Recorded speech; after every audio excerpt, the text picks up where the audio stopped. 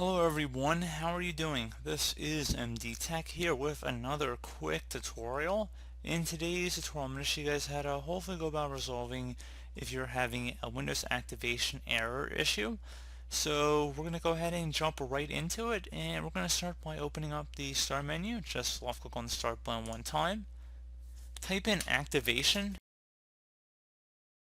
Underneath Settings, select where it says Troubleshoot Activation. Scroll down.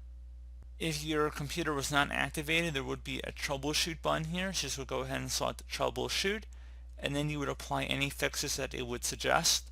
So again, pretty straightforward process there. Another thing you can try if you have a retail copy of Windows or you have the key written down somewhere, so maybe you have it on the back of your computer, you can always try opening up the Start menu, type in CMD. Best match to go back with command prompt. You want to right click on that and then select Run as Administrator. If you receive a user account control prompt, select yes. Now I'm going to have two commands in the description of the video.